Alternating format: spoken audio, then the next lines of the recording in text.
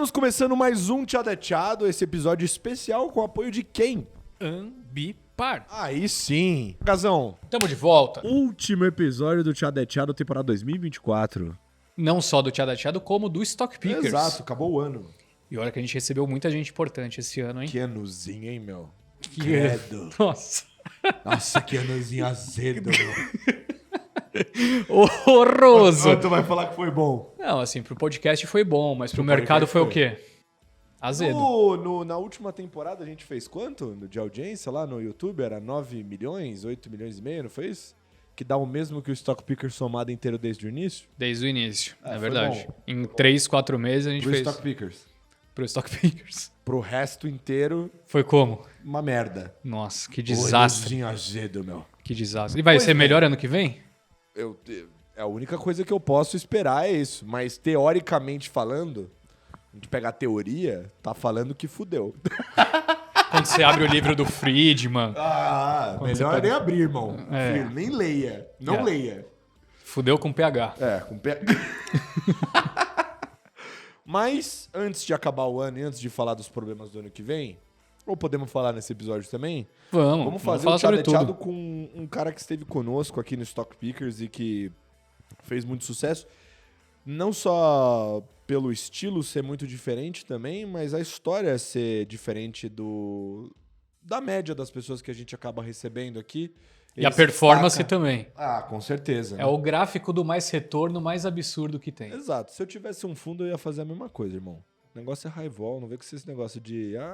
Não, mas tem que ser high vol e performance. Exato. Tem Não, muita high raiva. vol perdendo dinheiro, nem abre o fundo, pô. Mas tem muito que abre e quebra. Perfeito. Vários, por Mas sinal. a gente não entrevista esses daí. Será? Uma vez ou outra pode acontecer. Pode. Coppola, seja muito bem-vindo ao Stock Pickers novamente. Obrigado, pessoal, pelo convite. Pô, agradeço aí, tô sempre assistindo aí o podcast de vocês e é sempre muito bom. Bom, muito bom. Agazão, Diga tu. eu tenho uma pergunta já agora pra abrir. Bora, pô. Coppola, é o seguinte. Eu acho que, assim, pouca gente entende profundamente o que você faz. Então, antes da gente falar do começo pra cá, eu queria falar de cá primeiro. Como que funciona exatamente o seu fundo? Porque ele não é como um multimercado tão tradicional que a gente conhece. Ele tem um perfil muito único dele, né? Como que ele funciona, assim? Como é que você enxerga o mercado e como é que você opera no dia a dia? Porque me parece que tem um DNA muito próprio seu dentro daquele fundo. Na verdade, esse é o DNA, é a diferença, porque o que a gente faz? A gente participa do mercado o dia inteiro fazendo day trade durante o dia. Então, às vezes, confunde um pouco a posição que a gente quer tomar com o que a gente está vendo do mercado no dia. E, às vezes, você está afim de montar uma posição comprada, você está vendo o mercado muito vendedor, então você acaba tentando defender, opera vendido, depois no final você faz a tua cabeça, ou às vezes você acaba nem fazendo em função que o mercado está te dando um sinal que vai cair mais um pouco. Então, acho assim, tirando esse ano, que é um ano de exceção à regra, que tudo que parece não acontece, então, geralmente você consegue maximizar, às vezes, durante o dia, uma posição que você está tentando fazer da melhor maneira. Então, a gente faz muito day trade no dia. E isso aí eu acho que é uma diferença dos outros fundos. E aí, por essa característica de ter esse viés, de operar muito dentro do dia, né? Que a gente chama de intraday, né? Tá olhando ali para aquele pregão individualizado. O quanto para vocês, no bastidor do fundo, é importante a visão de cenário como um todo? Porque se você tá olhando todo dia ali, talvez esse cheiro de mercado no curto prazo, para vocês, na estratégia de vocês, seja mais importante. Como é que fica esse balanço com o cenário? Sim, às vezes você monta uma estratégia, por exemplo, vamos ficar comprado e você tenta montar um cenário para frente. Só que hoje em dia, eu acho que o mundo esse ano teve uma volatilidade de opiniões muito rápida. Então, colabora um pouco para o nosso cenário, que é você não ter uma posição muito longa. Porque o mercado está mudando muito rápido. Então, isso aí é uma coisa que ajuda. Esse intraday acaba você pegando um cheiro melhor de quando o mercado está mudando. Que esse ano foram várias vezes que aconteceu isso. Perfeito. Agora, acho que a gente explicou a estratégia e a gente falou muito dessa questão do diário versus cenário, que acho que ficou claro. Então agora eu queria voltar para o passado, né? Como que aconteceu essa história como um todo? Assim, você, quando estava estudando, já gostava de mercado? Já era alguma coisa que você se via fazendo na vida? Como que você cai no mercado, digamos assim? Na verdade, eu caí de paraquedas. Porque, na verdade, eu tinha um amigo, que o irmão dele trabalhava numa DTVM, na Torre Molinos, na época. Isso aí em 1988. E eu era muito amigo dele, ele era São Paulino e a gente ia para o jogo, fazia o cursinho, estudava na mesma escola. E aí acabou que acontecendo que a mãe dele teve uma doença séria, acabou falecendo. E o irmão arrumou um emprego para ele, né, mudar um pouco, porque estava muito abalado. E nessa daí eu falei para ele, pô, eu quero trabalhar também. E aí ele acabou me arrumando um estágio na Liquidez, que ele trabalhava na Torre Molinos, e acabou me arrumando um estágio na Liquidez. Aí eu tinha 18 anos, eu entrei lá, nem sabia o que era, nem pensava ainda em o que era o mercado financeiro. Então eu entrei do zero e fui aprendendo, assim, foi a minha faculdade. E lá você fazia o que exatamente? Quando eu entrei, eu comecei a atender cliente ao portador. Na época tinha a nossa hiperinflação que o Brasil vivia. Então a gente tinha muitos clientes que eram doleiros. E aí o cara chegava no final do dia, aplicava lá, entrava dinheiro e ele passava no ADM, a gente matava a taxa no ADM. Eu comecei a entrar lá como ponta de mesa para fazer o cálculo do overnight para o dia seguinte. No dia seguinte o cara ligava para resgatar, então eu era o ponta de mesa. E aí eu acabei visualizando como funcionava a mesa.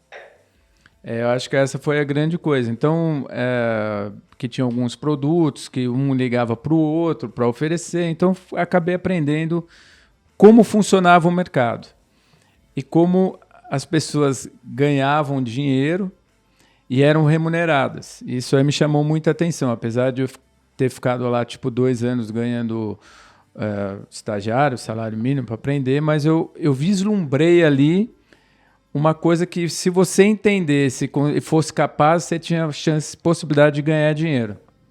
Que ano era isso, mais ou menos? 88. 88. E você ficou lá até? Fiquei lá até 90, no meio da Copa de 90. E aí saiu de lá? E foi pra Copa. Não, eu saí de lá, na verdade, eu fui pra Renascença, que é a Orman hoje, e eu fiquei 1 ano lá.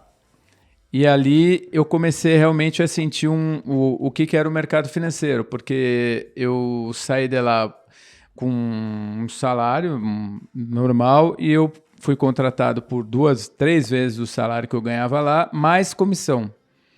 Então, aí eu comecei a falar, bom, isso aqui é o que interessa, a comissão. Eu fiquei 1 ano lá, tipo, eu ganhava R$1.000, eu comecei a ter uma média de 5.000. Então, por causa das comissões. Então, eu ali peguei um gosto e falei, pô, se você for capaz, aqui você tem uma remuneração diferenciada.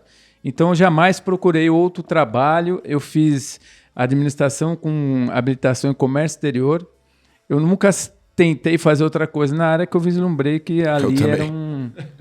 Eu fiz ADM com Comex também. Então, que ali era um cenário que eu poderia... eu vi um trabalho diferenciado pela remuneração das pessoas e pelo que a gente tinha lá fora.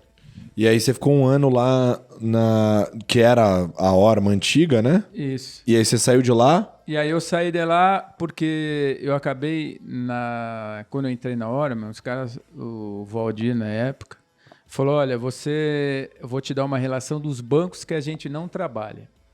2 bancos, principalmente o Garantia e o BCN na época. Eu abri o Garantia, abri o BCN e eu fiquei muito amigo do pessoal do BCN. E eu acabei fazendo muito negócio com eles para a corretora. E aí, 1 ano depois, o BCN me indicou, porque o antigo Banco Sistema era um braço do BCN, eles iam abrir uma corretora, uma DTVM. E aí eles me indicaram para ir para essa DTVM, que foi a correção que eles me contrataram em 91. E lá você fazia o quê? Lá eu fazia a mesma coisa, a mesma brokeragem que eu fazia, só que eu tinha um cliente, teoricamente, que eu arrumei, que era o BCN, que me dava produto para eu ligar para os outros bancos para oferecer. E não apenas ligar e perguntar, o que você precisa? Tá? Então eu sempre tinha alguma coisa na mão para oferecer. E aí eu fui aprendendo a fazer conta, perguntar, porque o BCN me dava uns prazos diferentes na época. E eu fui aprendendo a fazer conta, esse tipo de coisa. E Clio me deu muita força ali eu ter o BCN como cliente.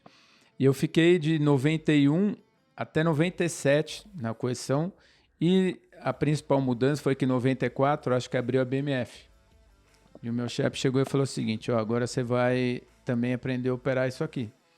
Eu comecei a ouvir o mercado de DI, porque naquela época a gente operava muito papel a termo, né? Então ia sair uma FIP, era muito mais alta, então tomava juro, vendia papel a termo, era um mercado muito dinâmico. Então eu comecei a aprender e falava, pô, esse DI aqui tem vendedor pra caramba, isso aqui não vai subir. Aí o Calu, né, que é hoje, até hoje a gente trabalha junto, ele falou, faz o seguinte, então fica com 100 contratos aí, por exemplo, hoje, começa a brincar. E tem um limite para você fazer no papel. Então, eles me deram uma autonomia para eu fazer intraday, day trade.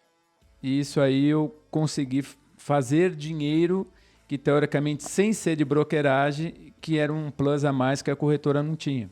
E isso aí acabou dando certo. Então, a minha base de aprender a operar o day trade começou aí. Em 94, quando eu peguei a BMF, quando eu operava papel. Que uma orelha eu ficava com o pregão e na outra orelha eu ficava trocando spread de papel. Para informar o BCN, quando ele ligasse, como é que está o papel tal? Eu sabia na ponta da língua e às vezes ele me perguntava, como é que está? Mais comprador ou vendedor? Puta, tá pesado, tá vendedor. Então tá, eu quero vender 50 mil, vende aí. Então eu criei uma intimidade com eles me ajudaram muito. E eu acabei passando um pouco do que eu sentia para o cliente. E às vezes eu acertava, acho que eu acertava mais do que eu errava. E aí a grande clique foi nesse movimento aí de aprender a operar BMF. Foi aí que você percebeu que que você gostava de operar, Sim, efetivamente. Foi exatamente aí nesse período. E aí em 97 encerra seu trajeto lá e você vai para onde? Aí o que aconteceu? Em 96 para 97, a correção, o Banco Sistema meio que incorporou a correção. Então, eu fui para o Banco Sistema para fazer a tesouraria do banco, para tomar posição própria, esse tipo de coisa. Só que isso durou 2, 3 meses, porque teve a crise da Ásia. E a crise da Ásia arrastou o BCN, arrastou o sistema, arrastou N bancos. E aquilo ali foi uma grande escola para mim.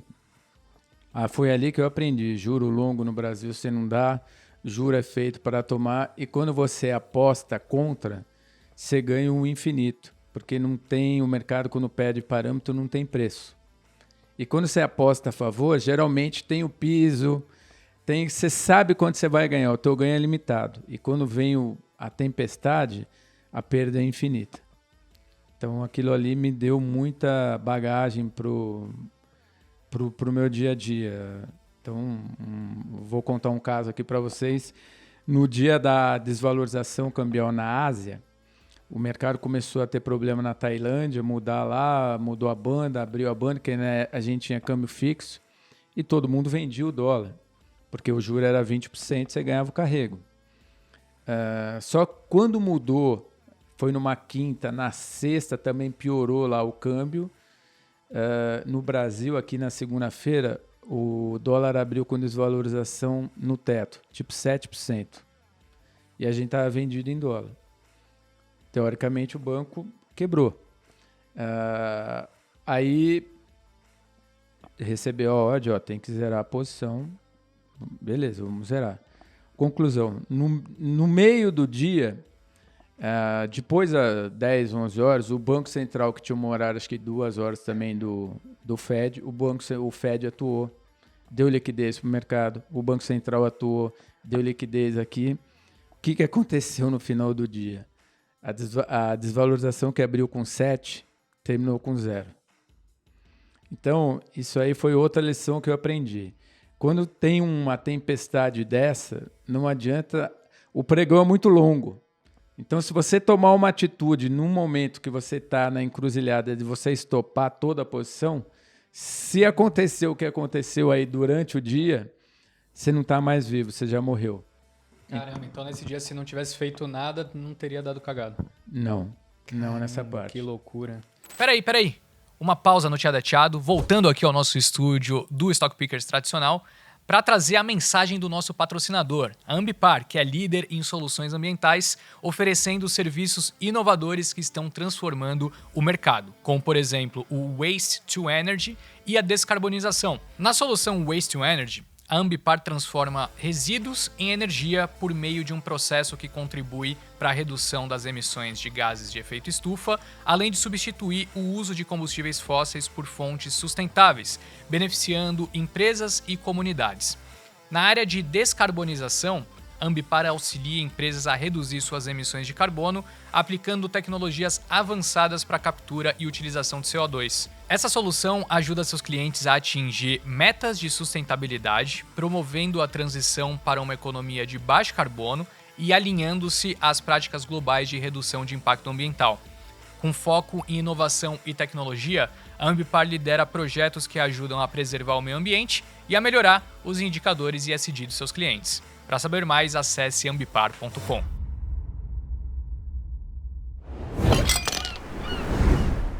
Então, ali eu aprendi sempre quando eu tenho um problema que eu tenho um stop, esse tipo de coisa para enfrentar, eu sempre stop 50%. Os outros 50% Deixa eu pro deixo jogo. no final do dia. Porque se der ruim, tu já quebrou desde as 9. Então, tu vai zerar às 6. Se não, pode acontecer o que aconteceu dessa vez. Se você não tem aquele âmbito que, puta, já foi, você tem chance de salvar um pedaço. Então, isso aí eu levo para toda a vida. Qual que é a sensação quando você tá lá num negócio como esse, do nada acontece uma cagada, do outro lado do mundo, bum, o banco quebrou? Então, ali era o início da globalização. Ninguém tinha um feedback de, puta, o que podia acontecer. Hoje a gente volta para trás, a gente sabe mais ou menos, né? Mas você tem uma história. Lá você não tinha uma história, então você quer ter uma perda limitada. Já entrou, já perdeu, puta, zero essa merda. Então, foi um aprendizado para o mercado, porque a globalização começou ali, né? Um pedaço, e foi a primeira grande crise que teve na globalização. Então, ali não tinha um passado para você voltar. Puta, como é que é uma crise na globalização? Não tinha. Primeira experiência. Grande. Né? Então, a gente teve em 94 a desvalorização do México, que acabou pegando aqui, mas ali foram pontuais, ali foi meio que mundial. Sim. Então, arrastou mesmo os mercados como um todo. Aí aconteceu uma situação bem única, acho natural até que no dia seguinte você acorda pensando, e agora, né? O que eu faço da minha vida num cenário como esse? E aí? Foi um cenário tenebroso, porque, puta, meu filho tinha acabado de nascer. Eu mesmo, pessoalmente, tinha virado sócio do banco há 2 meses atrás. Meu dinheiro estava todo no banco. E o que aconteceu? Para eu virar sócio, de vez eu pegar o meu dinheiro que estava lá, Teve que pôr lá. Não, um outro banco que comprou um pedaço do banco na época, era o Banco Rural, e o Banco Sistema deram financiamento das ações para algum outro sócio que entraram comigo. Uma alavancagem, né? Isso. Então eu falo o seguinte, de vez de você usar o teu dinheiro, pega esse empréstimo e você vai pagando com as comissões, que era o normal. O que aconteceu? Eu fui o único que peguei dinheiro do Banco Rural. A galera toda pegou do BCN, que teoricamente era um paizão ali. E eu peguei do Banco Rural. O que aconteceu? Meu dinheiro todo virou quase pó. Fiquei com 10% do meu dinheiro que eu tinha. E ficou com a dívida ainda? E com a dívida em dólar. Puta que pariu. Entendeu? Então, O dólar explodindo. exatamente, o dólar ainda era 1 para 1. E dali a pouco o Gustavo Franco saiu do Banco Central, então uma coisa que eu devia, eram uns valores grandes. Na época eu tinha $600 mil, que era 1 para 1, devia $600 mil. Do dia para a noite, o câmbio vira 2. Acabou, entendeu? E aí ainda eu fiquei devendo para o Banco Rural, que eu não tinha acordo. Então, o pessoal do BCN ainda eu negociei, que hoje o Pactual acabou comprando o banco, hoje o BTG. Falou, tinha problema no crédito, não sei o quê, o banco não valia X, valia 2X, então eu fiz essa proporção na minha dívida, mas mesmo assim eu fiquei devendo na época $200 mil sem ter um coco. Então, falei, nossa, eu tinha $1 milhão até 2 dias atrás, hoje eu estou devendo $200 mil, o que eu faço da vida? E, eu fui trabalhar pro Bradesco, que na época o Bradesco comprou o BCN, e o Bradesco me chamou para ir trabalhar na tesouraria. Ganhava um salário fixo. Na época do Alfredão lá, como tesoureiro? Era o Alfredo. E o Alfredo era meu chefe. Ele que me levou para lá. E aí que a gente ficou amigo desde 91, quando eu comecei a fazer as brokeragens para eles. E aí, eu fiquei trabalhando, fiquei lá quase 2 anos no banco e ia pagando mensal, o mínimo possível, ganhava 10 mil, dava 1.000 para o Banco Rural, até o Chase aparecer, me contratou, me deu uma luva, eu peguei metade desse dinheiro, paguei o Rural e depois eu tive outro bônus no Chase, fui lá e quitei minha dívida e comecei minha vida nova. Aí em 2000 veio a crise da Ásia. Você vê que cagada, uma virada de mercado ferrou seu emprego, mudou completamente sua condição de vida e te arrastou por mais uns 2, 3 anos na dívida, né? Sim. Foi assim, a sorte que eu era novo. Sim, com certeza. Claro. Então, no momento você tem para tomar risco, às vezes dá uma cagada dessa, né? Por isso que a gente sempre brinca, né? Dá para tomar risco. Hoje, com 25 anos depois, já não dá para tomar esse risco. Então, assim, são histórias. E aí veio a crise do Nasdaq, eu estava no Chase. E é terrível o banco gringo. Tem 4 na mesa, tá, vira 2. Não, mas não quero saber, corta 2 cabeças, pronto. Então, eu já não falava inglês direito. Então, na reunião era fora. Eu começava a falar inglês, o cara, era um indiano, falando, não, fala português mesmo. Então, tá bom. E aí, eu falei, quando eu saí do Chase de novo, eu falei, o que eu vou fazer, meu? Voltar para banco, para ganhar um salário. O Bradesco também eu podia pedir pinico, mas não sei se eu me aceitar, mas também não tinha comissão. Falei, Aí eu falei, quer saber, eu vou usar o meu day trade aqui. Sobrou um X de dinheiro, peguei metade. E falei, se eu ganhar R$500 por dia, vezes 20 dá 10 mil, dá o salário do banco. Então vou tentar ganhar 1.000, para ganhar 20 mil. E assim foi. Só que aí eu mudei de área. De vez eu fazer o juro que eu sempre fiz a vida toda, eu fui operar câmbio, por causa da volatilidade, que era melhor. E aí eu fui Aí que eu fico nessa loucura do day trade, intraday, desde essa época. Mas então, Coppola, me fala uma coisa. 99% das pessoas que a gente conversa e tomam uma decisão como essa se dá mal.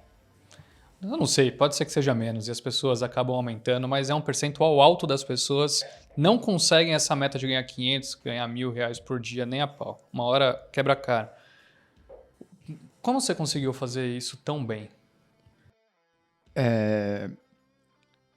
Eu acho que, assim, eu sempre fui Nessa época, eu sempre fui agressivo, porque eu trabalhava na tesouraria dos bancos, eu fui aprendendo como é. Então, assim, eu tentava... É difícil de você saber isso, entendeu? Mas você ia de pouco em pouco, ia tentando fazer ali o que dava de melhor. Mas é difícil, acho que é uma coisa que estava no meu sangue. É difícil você ter uma fórmula. Hoje Instintivo mesmo. Hoje as pessoas me perguntam, às vezes tenho no LinkedIn, não, precisa dar um curso, o que você faz? Cara, não sei, é difícil. Isso é uma coisa que tava no sangue, mas também teve muita trombada. Mas no net foi positivo. Pô, daquela época até hoje, você tem uma ideia de mais ou menos quantos por cento você fez? Puta, cara, é o que tá aí nos fundos. Hoje eu nem sei mais, que esse ano tá horrível, eu não olho mais, mas chegou a ter... bater 1 milhão de rendimento. Porque, assim, o PL também é pequeno, mas depois foi aumentando e esse é o grande problema, entendeu? Quando o PL aumenta e você está acertando, as posições são muito maiores. E quando vem o errado, é cut de 50%. Então, eu tive vários desses. E esse é uma das coisas que eu sempre fiz. Comprava imóvel e deixava um pouco no fundo. E de um final de um tempo eu falei, não dá para ter muito dinheiro no fundo, porque quanto mais dinheiro você tem, uma hora vão te tomar todo. Uhum. Então, são aprendizados que você vai tendo no longo da história. Eu acho que hoje, e esse programa está sendo gravado com alguns dias de antecedência que vocês estão assistindo, então tava coisa de 700 e poucos mil%. Você tem ideia do que é esse número? Não, assim, vamos fingir que não tem câmera. Você tem ideia quão foda é isso? Ninguém consegue fazer isso. Cara, Na hora que você foi falar o número, me pegou muito, cara. Não, tá alguma coisa em torno de 700 e tantos mil%. Eu não sei se eu conseguiria fazer isso aí de novo, porque eu acho que hoje em dia a BMF apertou muito o risco. Antes a alavancagem das posições era 1/10 que eu fazia. Então, eu alavancava pra caramba. Hoje, para ter ideia, não dá para fazer 1/5 por causa da margem, que ficou muito mais cara. E, tipo assim, o cenário, quando você tinha o dólar 1, você está falando de 1% subir 10 pontos. Entendeu? Hoje em dia, você fala, tá 6, você vai falar 1% é 60. Então, 2, 3% já é muita coisa. Então, a vol, também nesse numeral, te deixava você ter um número maior de posição, mais confortável. Eu cheguei a ter uns números grandes de posição, muito grandes. Para um cara, assim, cheguei a ter alguns mil lotes de dólar. Então, são coisas assim que até brinco com... eu passei um tempo hoje a Tullet, é minha corretora desde sempre. O Plínio está lá desde sempre, ele sabe as loucuras que a gente fazia com esse mercado. Então, assim, não tinha o que acontece. Tinha as tesourarias, mas não tinha a quantidade de fundo que também tem hoje. Hoje tem muito mais participante. Hoje tem os fundos quânticos, então tem os robôs que trabalham pra caramba. Antes tinha os scalpers, mas eram 2 ou 3. Hoje você tem N robôs que ficam lá atrapalhando os fundos quânticos, vários fundos. Então eu acho que eu não faria de novo o que eu cheguei a fazer, entendeu? Isso é interessante. Então, na sua perspectiva, a fisionomia do mercado ela mudou muito e aí isso impossibilitaria de você ter o mesmo tipo de resultado que você teve olhando para trás. Sim, com certeza. Você sente isso hoje operando? Assim, quando você está lá no mercado, você percebe que você sente essa alteração? Sinto. Dá pra gente ver, porque hoje em dia, que eu tava brincando, ou até hoje na tela, né? Eu tava falando, daí vai dar branco. Quando eu tava 14,85, aí, não, mas por que tá achando que vai dar branco? Porque os robôs desligaram. O que é dar branco? Dar branco é quando você tá de 14,85, não sei se você pegou, mas dava limite de alta no DI, subia 6, 7%. E hoje, por que não acontece isso e nem no dólar? Cara, você tem uns robôs, eles ficam o dia inteiro te dando liquidez. E não tem medo do preço. Eles botam em outro preço, mas eles te dão a liquidez. Antigamente a gente não tinha essa liquidez. Acabava, uma hora chegava no fim. Então hoje eu tirei uma foto pro meu amigo e falei assim, ó, os robôs desligaram. Porque quando o robô tá ligado no DI, ou em qualquer outro mercado, você pode ver 1485, 1486, 1487, tem 1.500 em cada preço. O robô tá ligado. E na compra também. O que aconteceu hoje? Desligou os robôs. Começou a ficar 300, 200, 500. Então se um cara chegar lá e tomar 5.000, vai botar o DI a 15 na hora. Então eu falei, puta, tem que tomar cuidado que hoje os robôs desligaram. Aí, qual que é a sensibilidade? Eles desligaram porque o mercado está tomado e quer fazer piscar 15, ou realmente o mercado está começando a ficar perigoso?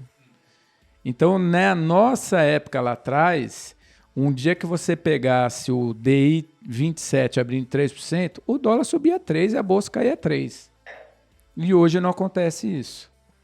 Por isso que é muito mais difícil de fazer o dinheiro que você fez e o dinheiro que você pode fazer. Hoje em dia, as correlações até mudaram muito. Total. Nesses últimos anos a gente viu coisas malucas acontecendo, né? Juros em alta, bolsa em alta, ao mesmo tempo em vários lugares. E mais do que isso, eu acho que é natural. Conforme você tem mais gente operando no mercado, as arbitragens são reduzidas, né? É a evolução, querendo ou não, que aconteceu em vários lugares e é natural que aconteça aqui também. Mas quando você olha para tudo que você passou, Coppola, você não passou pouca coisa, o que te leva a acreditar que uma pessoa que chega no mercado agora pode ganhar dinheiro operando um day trade? Você acha que você consegue ainda porque você tem muito histórico, você conhece muito no detalhe? Porque tem muita gente que chega do dia para a noite e quebra, né? O cara não tem muito conhecimento ali e é muito fácil você, se alavanca aqui, quando você vai ver, pum, zerou a posição, foi contra a tendência. Qual que é o segredo para esse cara que quer operar um day trade? Você recomendaria ele tomar esse risco ou não? Não, acho que vale muito da pessoa. Primeiro, a pessoa é disposta a correr risco? Quanto ela tem que correr um risco, ela se sinta confortável. Então, a pessoa para fazer day trade, é o que eu sempre falo na mesa, né? E até eu me cobro, porque às vezes com essa janela eu também cometo esse erro. O cara está fazendo day trade, ele ganhou 10 pontos, ele zera. Se ele está perdendo 10, às vezes ele não espera. Ele fala, não, calma, vai voltar. Aí vira 15. Aí vira 20. Se o bobear faz um médio lá embaixo, aí aumenta a posição. Então, esse é o grande problema do cara que quer fazer o day trade. Ele tem que ter a mesma regra para os dois lados. Se eu ganhar 10, eu vou perder 10. Se eu ganhar 20, eu tenho que perder 20. Ou, tudo bem, o mercado vai oscilar 40 pontos, eu comprei aqui, caiu mais 20, eu vou comprar mais, caiu mais 20, eu vou comprar mais. E aí... Porque eu sempre falo, o mercado sempre fazia uma volta. Hoje em dia, ele é muito diferente. Às vezes não acontece isso. Mas até brinco. No dia de payroll, falo, dá meia hora de mercado. Para onde for o mercado, tu pode ir junto, porque é muito tendencioso. Sim. Então, às vezes não faz essa volta pela tendência. Porque as máquinas entram, acho que essas máquinas elas mudaram muito o mercado. Se o cara vai comprar, ele compra o dia todo. Então ele põe o mercado para cima. Se ele vai vender o dia todo. Ele não deixa o mercado fazer um swing. Ele fica sempre para o outro lado. Então, a pessoa para fazer um day trade, ela tem que ter algum conhecimento, tem que ter o stop e tem que ter a cabeça fria, né? Senão E o coração? Não aguenta, quente. Pronto, tá que pariu. Olha os parmeiros aqui, ó. Mas o que eu ia falar é o seguinte, para quem acompanha a comunidade do Stock Pickers no WhatsApp, a gente tem lá o nosso canal, onde a gente leva conteúdo exclusivo, e um dos conteúdos que eu levei ali recentemente foi uma das visitas que eu fiz para os gestores no Rio de Janeiro, onde esse tópico foi bem colocado na mesa, sobre os CTAs, né? Esses fundos estrangeiros quantes que passaram a operar no Brasil por algumas razões. Primeiro, a liquidez do mercado brasileiro, que dentre os países emergentes, né, ditos emergentes, é um dos mais líquidos. O fechamento de outros mercados, né, tem vários mercados que hoje estão menos acessíveis, por exemplo, a própria China, nesse momento a Rússia, né, isso acabou dando relevância para o Brasil nessas alternativas de emergentes para a composição desses fundos. e eles têm feito preço e mudado a dinâmica de comportamento dos ativos, né? A minha pergunta é a seguinte: a gente tem o privilégio de entrevistar aqui pessoas como você, o próprio Alfredão, que foi teu chefe, a gente entrevista ele algumas vezes aqui, outros semblantes desse mercado de muitos anos, de muita experiência. Como é que você, Coppola, se adaptou a essa nova realidade do mercado? Porque tanto você quanto o Alfredo e esses outros nomes continuam em atividade. Como que você se adaptou para continuar no mercado, mesmo com essas alterações? Eu acho que é um pouco você precisa entender como funciona, né, a nova dinâmica do mercado. E você tenta estudar o que eles... ou tenta ler o que eles estão tentando entender, para você não ficar tão exposto. Eu acho que o principal é você não querer ficar na frente, porque hoje em dia eles acabam te atropelando. Então você tem que entender, tentar pegar o sentimento, o que eles estão querendo fazer. Então, um exemplo bobo é que nem o S&P. A máquina lá o dia inteiro só compra, porque fora que a economia está bem, fora que tem esse movimento deles. Então, a gente tentar entender qual é a dinâmica. E a dinâmica deles é o que eu comentei agora há pouco. Eles entram no mercado, eles têm a ordem participativa e eles vão fazendo o dia todo. Então você tem que tentar entender o humor do mercado para falar o seguinte: não, esse cara vai fazer preço hoje, no final vai faltar, ou o mercado está ruim, esse cara não vai aguentar. Então é esse balanço que você tem que tentar entender para não ficar tão exposto. Perfeito. E isso de alguma forma muda, reflete na estratégia do seu fundo, ou seja, essa alteração de dinâmica e leitura. Você mesmo colocou que o próprio mercado mudou em termos de alavancagem, os dispositivos que o mercado te entrega para operar. Você disse que não conseguiria fazer o mesmo resultado. A partir de agora, com toda essa adaptação que você também citou, você acha que a estratégia acaba mudando? Acaba mudando porque quando você fica na frente da tela, como você não tem... Quando você quer, por exemplo, ficar comprado no dólar, você pega 2 dias atrás. Pô, o Brasil não mudou o cenário. O cenário está ruim. O dólar deu um rabisco, foi até 5.980. As máquinas estavam vendendo e estavam comprando bolsa. Então ali você compra, mas você compra menos. Porque você fala, puta, os caras estão na outra ponta. Amanhã, se abrir um dia melhor lá fora e eles continuarem, puta, eu já vou perder muito preço. Então você acaba, ele acaba te atrapalhando a tua convicção. Então você fala, bom, eu tenho que respeitar, então eu só vou fazer um pedacinho. Só que aí no outro dia o cara aí tá ao contrário. Ele vai lá, começa a tomar tudo de volta, a vender a bolsa. Então eles não têm muito um compromisso ali, porque é máquina, não é ser humano. Então isso aí muda e atrapalha demais. Porque quando é um preço que é bom, eu sempre gostei de operar preço. Quando eu acho que o preço é bom, só que às vezes a máquina ela atropela tanto que não tem preço. Então ela bota em qualquer preço, ou para cima ou para baixo. Então, como já fui atropelado algumas vezes por ela, então quando eu vejo que ela está na outra ponta, eu fico sempre com receio de falar, puta, amanhã, se for um dia para o lado dele, eu estou ferrado. Então você acaba sempre fazendo menos. E o mercado era mais divertido antes ou hoje em dia? Ah, muito melhor antes.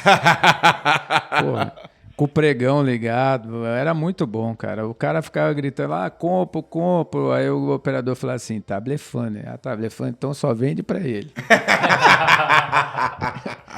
Entendeu? Então, assim, hoje a máquina, tu vê lá, tu não consegue pegar um sentimento da máquina, né, cara? É difícil. Você olha a tela, vê, não está subindo, vai cair, porque quem não sobe, cai. Então, porra, vende, mas aquele clima do pregão ali, puta, era outra coisa. Você pegava o cheiro ali, muito bom. E o que você tirou, assim, de aprendizado, tanto do bom quanto pro ruim dessa época?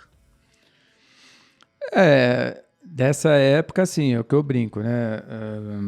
A perda quando você está numa posição contrária, principalmente dado em juro ou vendido em dólar, é infinito, principalmente nos juros. Para o juro longo, é uma coisa... Hoje mesmo, a gente está falando aqui, o DI para 2026 está projetando 16. Se você pegasse isso há um mês e meio atrás, era um absurdo. Então, eu acho que o juro é um mercado muito perigoso para você ir contra. Para o tomado, fora o Roberto Campos, que meteu o juro a 2, eu nunca tinha visto, e que foi a pandemia, geralmente, abaixo de 2 dígitos no Brasil, você pode tomar porque vai dar problema. Nunca segurou num nível desse. Então, a pandemia, um pouco antes do Ilan, que ele botou a 7,5, vamos falar que era um nível já ultra baixo, era para tomar. Qualquer juro longo pode tomar porque vai dar problema no Brasil. E a perda, quando você está ao contrário do mercado e tem uma crise, ela te quebra. E quando você pega a favor, ela não te deixa milionário. O outro lado te deixa. Porque é aquela história, mas já está dando tanto, já tá... aí o cara vai lá e dá. Na nossa época tinha limite de alta todo dia. Hoje não tem mais. Eu acho muito em função das máquinas. E no cenário de hoje, assim, Coppola, como que você tem observado? Porque no fim do dia você está falando, normalmente o cenário de você estar tomado te reduz o risco. Só que ao mesmo tempo a gente já está com um nível de juros muito altos, né? E aí, como fica essa história? Então, não tem almoço grátis, né? É que nem eu estava falando na mesa antes de vir para cá. Virar tomar no janeiro 27 a 15, eu não viro. Prefiro tomar no intraday. Se eu achar que vai rasgar, toma. Comprar o dólar 6,100, teoricamente, também não tem moleza. Por mais que o cenário esteja ruim, está na máxima, tem uma volatilidade aí grande. E aí você fala assim, a bolsa quanto deve estar? Na mínima, né? Não, ela está na máxima, porque hoje a Vale está andando, a Pet está andando, e o juro está na máxima do momento. Coisa que mesmo lá atrás, se a gente voltasse a falar, se o juro está na máxima do movimento, a bolsa tinha que estar 124 mil, que foi a mínima dela. E ela está brigando. Então, são essas coisas que mudaram, que atrapalham o teu raciocínio. As coisas não se comunicam mais como se comunicavam.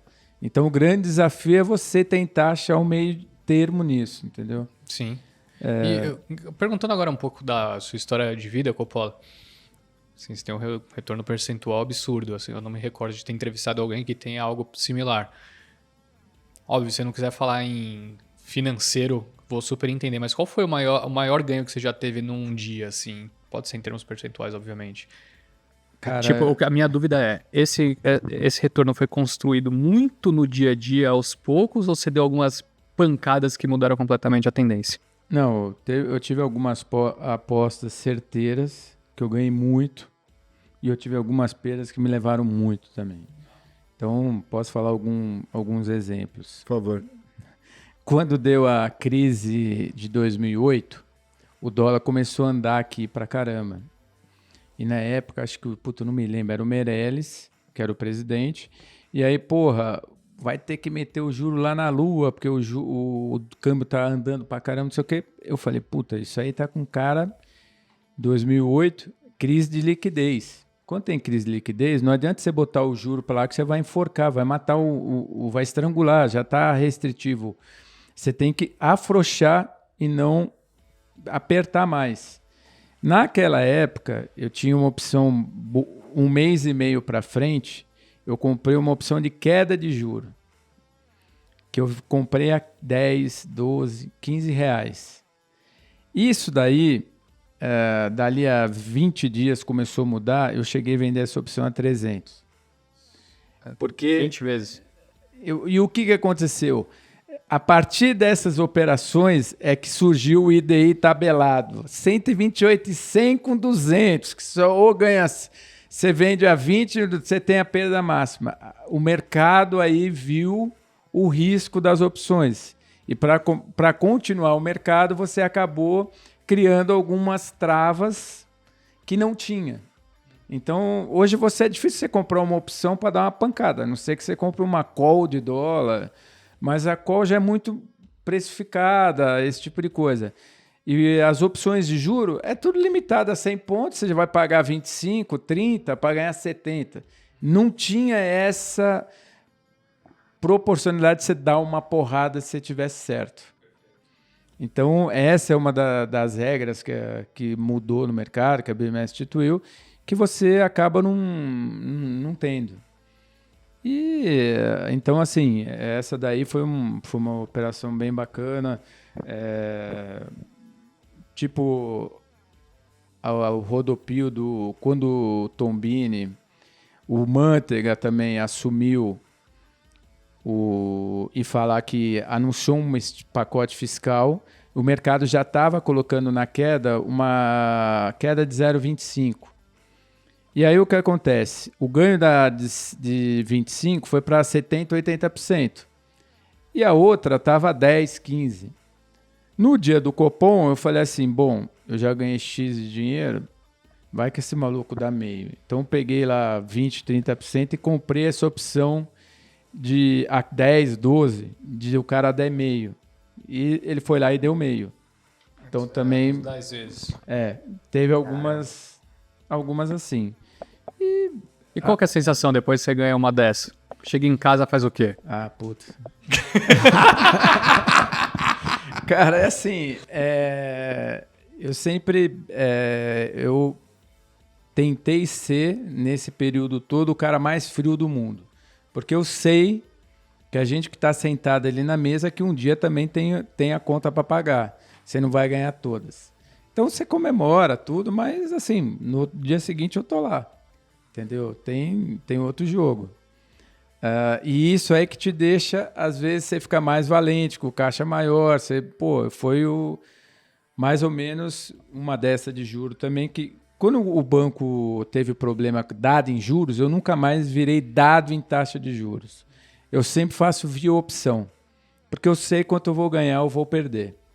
Então, quando o Ilan assumiu no Temer, a taxa estava acho que 14,5%. E, puta, ele ficou 1 mês, 2 meses. Puta, precisa ancorar. E no terceiro mês eu falei, esse cara vai cair, porra, de meio. E aí eu comecei a montar umas estruturas para meio. Só que aí passou 3, passou 4, passou 5, passou 6 meses e o cara não caía. E eu tive que ir rolando. Então, uma operação que eu tinha lá de IDI, eu cheguei a ter quase 40% da contraparte de IDI. Só que aí, na hora de cair, o cara vai e me cai 0,25, de vez cair meio. E já falou que na outra era 25. E aí me quebrou, porque me tomou o caixa todo. E eu falei assim, puta, acabou o caixa. Não dá pra... Essa pica eu vou ter que tomar. E eu perdi uma puta grana, perdi feio. Perdi acho que mais de 50% do PL na época. E... Para minha loucura, eu não renovei, porque ele deu 2 de 25, só que a taxa ainda era 14. Puta, na terceira ele já botou 75, a quarta foi 1. Só que aí eu fiquei a ver navios porque acabou o caixa. Puta, que bosta. Entendeu? E aí, essa daí eu não durmo até hoje, que eu tomei uma puta porrada e não é que você tava... Eu errei o time, mas eu não tava... O cara foi tão criterioso com essa história de ancoragem, que o mercado fala tanto, que mesmo com a taxa 14,5, o cara quis cair de 25, 2 para depois ancorar e acelerar. Mas na minha cabeça, não tinha esse cenário. E aí acabou o caixa, porque eu comecei 3 meses antes. E aí, puta, ferrou, me levou uma grana azul marinho. Então, essa daí eu tenho uns pesadelos ainda. Se encontra o Ilan na rua, faz o quê? Puta. Dá um carrinho, né? Do Felipe Melo. Mas eu tenho uma última minha aqui do meu lado, mas para falar desse lado, porque assim, eu acho que no final, para ter uma estratégia como a sua, tem esse lado, aliás, o próprio Peter Lynch fala, né, que o órgão mais importante para investir não é o cérebro, é o estômago, né? Então, assim, para ter uma estratégia como a sua, Coppola, igual você narrou aqui, tem vários episódios, tanto bons quanto ruins, né? O importante, como você disse, é sempre ser frio, assim, né? Mas, cara, isso aí não é tão trivial, não é tão óbvio. O que você acha que você faz no seu dia a dia, assim, que te ajuda a manter essa cabeça no lugar para poder ter esse nível de risco no mercado? Ótima pergunta. Essa é a grande dificuldade, eu acho, de 99% das pessoas que eu Total. pego. Essa daí é a mais difícil porque você está aqui. Vou te dar um exemplo vivo. Esse ano, de 10, errei 9. O que eu estou tentando fazer? Manter minha cabeça fria, olhar para trás, ver o que eu já construí. E você tem que ter o teu mental tem que estar forte. Diminuir o lote, não adianta você manter o mesmo lote porque a tua perda está constante. Então você tem que ter a serenidade, ter a humildade, falar, puta, não estou acertando nada, tenho que diminuir meu lote.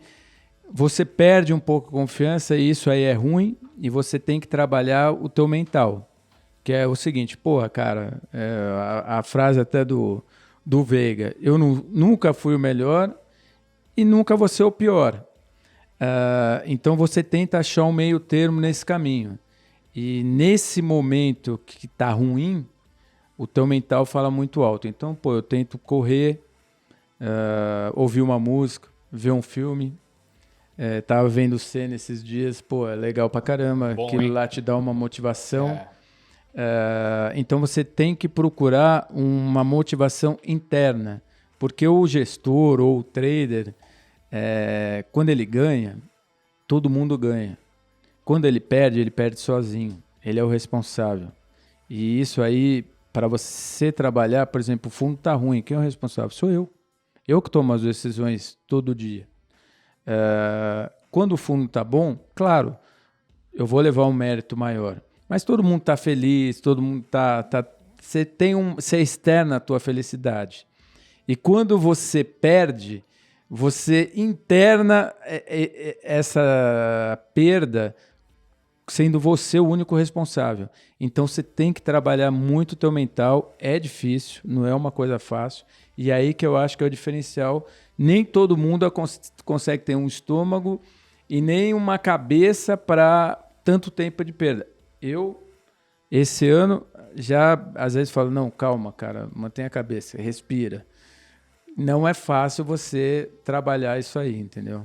Então, nesse sentido, Coppola, sim, eu sei que muita gente quando perde dinheiro nesses cenários tem alguns momentos que, sei lá, o cara explode de raiva, dá murro na parede e só pensa nisso por muito tempo. Você já passou pelo melhor do mundo e pelo pior dele também, né? Já quebrou, já multiplicou o capital inúmeras vezes. Como que você faz esse trabalho mental? Porque só, assim, você falou respirar, etc, óbvio. É importante, mas pensando que nem todo mundo tem esse autocontrole, né? Nem todo mundo consegue fazer esse tipo de coisa. Sei lá, sair pra correr na rua. Qual a estratégia do Coppola para esses momentos? É o que eu te falei. Você precisa ter o teu momento, entendeu? De você conversar com você mesmo e falar, calma, isso aí vai mudar, é uma fase, não tem mal que não termine, nem bem que nunca termine também. Você tem que trabalhar esse teu mental, então você tem que tentar se ocupar. Vou ver o Palmeiras, vou lá, extravaso, xingo pra caramba. Desconta no Marcos Rocha. Entendeu? Vou correr, eu gosto de viajar, entendeu? Eu acho que Esparecer a cabeça, né? algumas coisas você tem que... o único ruim é que eu não consigo não tirar uma boleta, que o normal e o certo era você ficar... Também sem tirar uma boleta, respirar um pouco a cabeça. Mas por essa minha identidade, de ficar o dia inteiro, desde 94, comprando e vendendo, eu até brinco na mesa, né?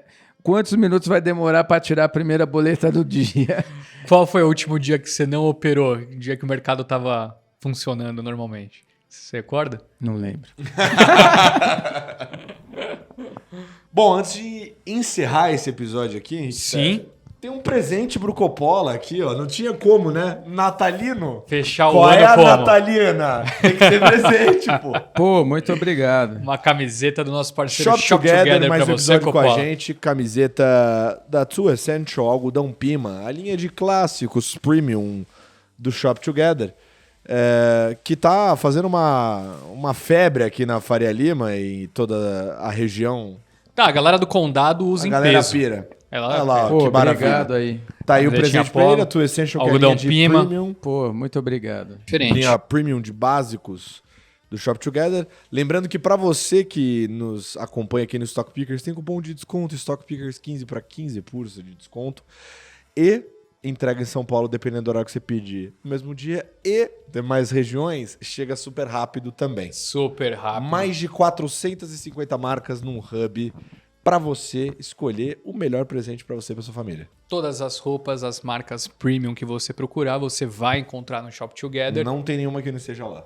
Mas é isso, Coppola. Muito obrigado por estar aqui Uma com a gente grande mais honra. uma vez. Não, obrigado aí por vocês pelo convite. Tô sempre à disposição Ah, a e tô gente vai sempre chamar mais assistindo vezes. vocês. Boa. Bom boa. demais. A gente vai chamar mais vezes. E dessa forma a gente encerra A o ano de temporada. 2024 no Stock Pickers. Graças ao bom senhor.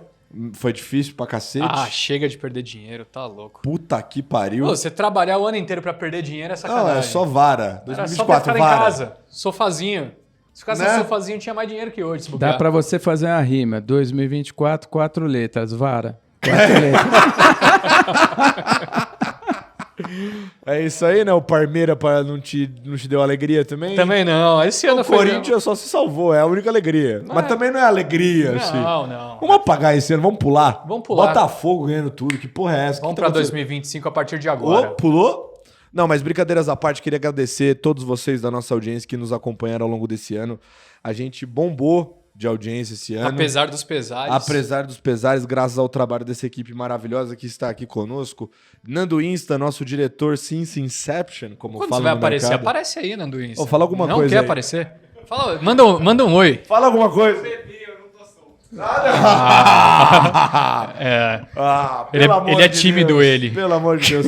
Olavo Pato de Carvalho, nosso querido garoto. Fala alguma coisa aí. Aí, que maravilha. Corta. Participação horrível, Olavo Pato. A sua primeira participação tinha que ser muito melhor. Mas é o cara que tá por trás das redes do Stock É o grande Pickers. responsável pelo Tá sucesso. Tá voando. Lenda. Lion, dá um salve aí. Salve! É o único que teve coragem, né? Sabe por quê? por quê? Tomou um mico nós. É verdade. Ele tava Molhou só o cheio. base. Molhou. Pô, Que catéter. ano que vem tem mais? Tem mais. A não bom. ser que, sei lá, né? Demitam você ou eu. É. Acabem com o programa, fechem as portas. Pode Do contrário, ser. a gente vai ficando, Sempre pode moleque. ser. A gente vai ficando. Enquanto der, a gente fica aí, né?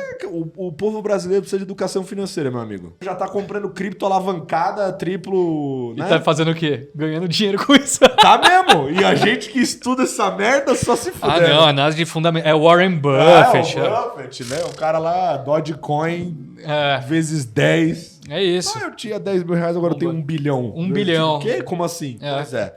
Chegamos ao fim de mais um episódio aqui do Teado é Teado. Que Valeu, temporada consagrada, Henrique Stetter. Pô, vivemos momentos únicos ao longo Altos desse e ano. baixos. O mercado foi o quê? Horroroso? Tenebroso. Tenebroso. A Porém, gente se virou. virou. Sobreviventes. Fizemos história. Com certeza. A gente viu aqui, ó. Que nem tá o Buffett, esse cara foi o Meirelles. Com certeza. Ali tava o Temer. O Bernardinho outro dia ali também. Quem mais? Sei lá, teve muita Eu gente já importante. falei, velho. Nós é pequeno, mas os meninos é ruim. É ruim. É ruim, a gente dá um jeito. Esse episódio super especial do Teado é Teado, que teve o apoio de ninguém mais, ninguém menos da Ambipar. Te agradece de coração todos vocês. E ano que vem tem mais. Muito mais. Muito mais. Um beijo. Tchau.